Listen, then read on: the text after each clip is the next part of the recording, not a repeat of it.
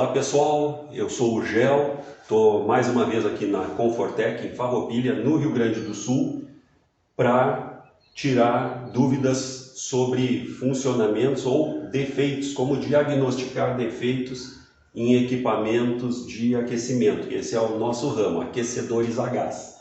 Então, chegou para nós um aquecedor da Comeco, um KO33D Prime, e ele está usando falta de gás. Ele tem no painel, dá o erro de falta de gás.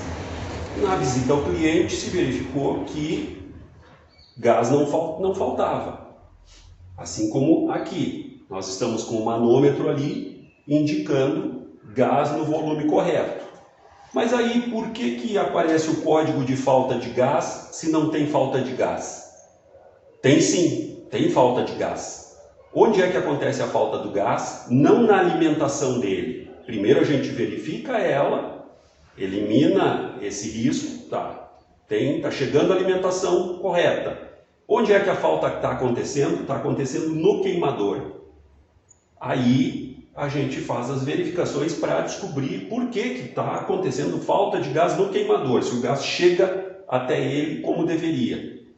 O defeito deixa de ser simplesmente alimentação e passa a ser talvez um defeito elétrico, eletrônico, mecânico, e aí a gente verifica. Então, para fazer essa verificação, eu preciso de uma ferramenta importantíssima que todo técnico precisa. Na realidade, são duas que não dá para deixar abrir mão, né? O manômetro de coluna d'água e a outra aqui, o multímetro, tá?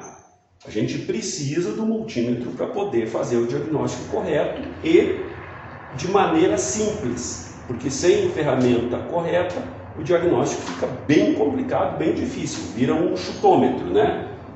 Então, o que eu preciso? Eu preciso do manual também. O manual técnico desse aquecedor, não o manual do usuário. Eu preciso do manual técnico, aquele que me dá os valores que eu preciso identificar com as minhas ferramentas, né? Então, estou aqui com uma tabelinha que me diz o seguinte: faltou gás no queimador. O que eu preciso verificar? Preciso verificar as válvulas de gás.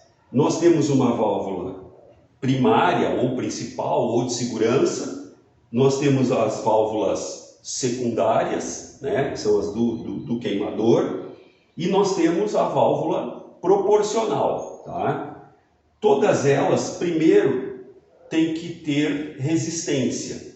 Então, aqui na minha tabela, tem o valor da resistência, eu meço. Precisa estar de acordo com a tabelinha. Por que eu estou falando de forma um pouco subjetiva? Porque esse teste que eu estou fazendo nesse equipamento, deste modelo, é o mesmo teste para qualquer outro modelo, só que mudam os valores, quando mudam, tá? Então eu não vou dizer valores para que vocês entendam de forma generalizada. Os testes que eu faço nesse servem para qualquer outro modelo de qualquer outra marca que tenha o mesmo defeito. Só precisamos da tabela para pegar o valor específico de resistência de cada solenoide, de cada modelo, de cada marca, né? Então, solenoide, ela precisa ter resistência. Qual é a outra situação caso não tenha resistência? Pode aparecer no multímetro, pode aparecer 0 ou 1. 0 numa solenoide significa que ela está em curto-circuito, porque quando está em curto, deixa de ter resistência. E aí, como eu estou medindo resistência, se dá o número 0 é porque não tem resistência. A gente sabe que está em curto. Se tiver 1 é um número que aparece no multímetro quando eu ponho na posição resistência. O que significa? Está interrompido. O bobinado, né, o fio da solenoide, ele arrebentou, queimou, alguma coisa houve, mas ele está completamente desconectado. Numa situação dessas, bom, identifiquei o problema, caso seja a resistência com defeito. Qual é a solução? Substituí-la, tá? Põe de volta, né? Você substitui, liga, testa, vai funcionar. Nesse aqui, eu fiz esses testes todos E o que eu descobri? Eu descobri que a alimentação da solenoide, da válvula proporcional, não está como deveria, tá? Aqui, daí sim, agora eu vou dizer o valor. Aqui diz que eu preciso medir de 5 a 17 volts em corrente contínua, tá? Então eu coloco o meu multímetro em corrente contínua, coloco na capacidade ali de 200 volts em corrente contínua e faço a medição, certo? Sempre com manual, não tem como a gente ter todos os valores de todas as marcas na cabeça, então usa no celular, aqui para facilitar eu imprimi, né, aquela parte do manual que eu precisava e a gente faz a leitura dos valores. Então eu vou conectar aqui, vou fazer uma manobrinha aqui para pôr a minha ponta de prova, depois eu mostro para vocês como é que eu fiz ali, onde é que eu coloquei para medir e estou deixando no lugar aqui os conectores, tá? Eu poderia, depois eu tiro ele do lugar, mas eu estou medindo com ele no lugar. Aí eu simulo a passagem de ar, simulo não, eu abro como se fosse um chuveiro, a torneira, e aí no meu multímetro, que deveria ir de 3 a 17 volts, está me dando aqui no máximo, toda vez que ele tenta abrir, está me dando no máximo 6,7 volts.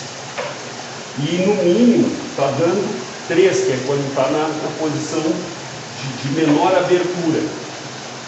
Com 6,7 ele não abre o suficiente para iniciar o funcionamento. E aí acontece,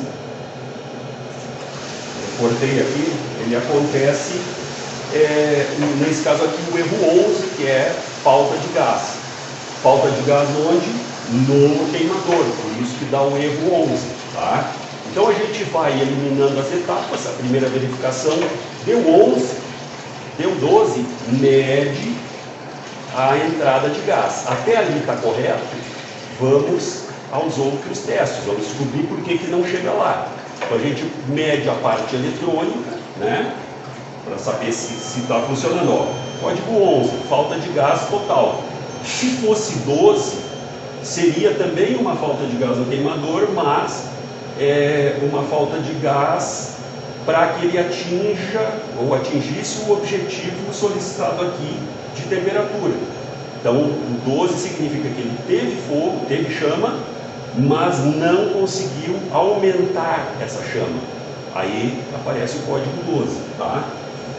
Outros motivos, eu não vou conseguir simular outros motivos aqui, porque esse equipamento realmente ele chegou aqui para conserto.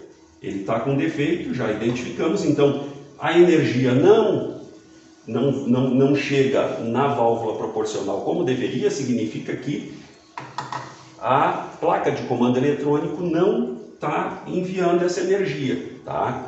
Então nós solicitamos já uma placa nova. Uma coisa importante também, antes de solicitar a placa, eu também usei o mesmo manual para medir a alimentação, porque se a placa não está mandando energia suficiente, pode ser que a alimentação dela não esteja correta, porque ele tem um transformador que alimenta a placa. Nesse transformador aqui também diz o seguinte, eu preciso, vamos lá, peguei meu auxiliar, eu preciso de 24 volts, eu tenho 3 fios na alimentação, um vermelho, um preto e um azul. O preto é comum, então eu meço entre o azul e o preto 24 volts também em corrente contínua, tá? Coloquei a ponta de prova aqui. Meu transformador deu 22,6. Tranquilo, uma diferencinha não é problema. Coloquei entre o vermelho e o preto, aqui diz que precisa de 40 volts em corrente contínua. Tenho 39,6. Até mais ou menos 3, 4, até 5% é aceitável. Já quando nós medimos a integridade ali, ou melhor, a alimentação da proporcional, a diferença foi muito maior, ela ficou quase 1/3 do que deveria ser o máximo, né? Então, não é uma diferença de 5%, tá? Valores até 5% a gente admite e funciona. Então, eu tenho certeza que a alimentação está chegando correta, né? Mas da placa de comando eletrônico para a proporcional não vai energia como deveria. Então, está descoberto qual é o mistério. Eu poderia, depois de funcionando, eu posso simular outros motivos para esse mesmo tipo de ocorrência. Por exemplo, falta de aterramento. Sensor de chama tocando na carcaça também pode acontecer. Então, a gente precisa ter um poder de observação muito forte e saber exatamente qual a rotina de funcionamento do aquecedor. Ele tem uma sequência que tem que ser cumprida e essa sequência determina o funcionamento correto ou não. Ok, pessoal? Um grande abraço!